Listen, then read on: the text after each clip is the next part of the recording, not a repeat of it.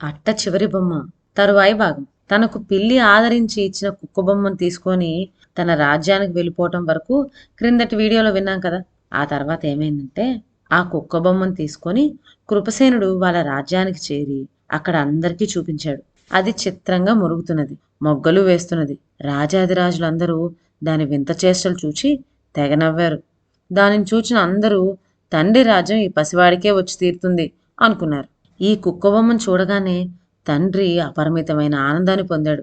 పట్టలేని ఆ సంతోషంతో రాజుకి ఎప్పటి జీవం వచ్చేసి అతనొక యవ్వనవంతుడైపోయాడు. అంటే యంగ్గా అయిపోయాడు.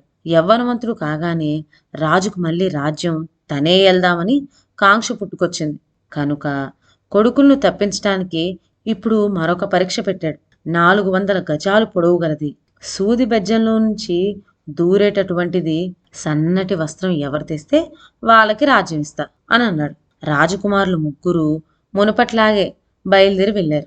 ఈసారి కృపసేనుడు మళ్ళీ తెల్లపిల్లి భవనానికే వెళ్ళాడు. పిల్లి ప్రేమతో అతన్ని ఆదరించి ఈ అపూర్వమైన కోరిక కూడా తీర్చింది. ఇది చూడగానే రాజుకు ఆనందం మరీ ఎక్కువై కొడుకులకు రాజ్యం ఇవ్వడానికి ఇష్టపడనే లేదు.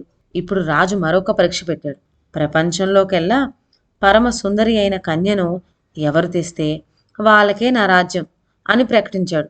మూడోసారి కూడా కృపసేనుడు పిల్లి వద్దకే వెళ్ళి తండ్రి కోరిక వినిపించగా, దీనికేముంది, నువ్వొక పని చేయి, నా తల తెగవేయి, తలతో పాటు నా గోళ్ళు ఒలిచి నిప్పులో వెయ్యి, నీ కార్యం సఫలమవుతుంది అని చెప్పింది. బిత్తరపోయాడు కృపసేనుడు.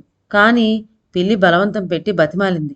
ఎంతగా కాలయాపన చేసినప్పటికీ కృపసేనుడికి ఈ పని తప్పలేదు. చివరికొకనాడు, అయ్యో ఎంత దుర్మార్గుణ్ణి అని విలపిస్తూ అతని తల అవతలకు తిప్పి కన్నులు మూసుకొని తనకు చాలా ఇష్టమైన తన పిల్లి తలను తెగవేశాడు. దాన్ని గోలు కూడా తీసి వెంటనే నిప్పులో పడేశాడు.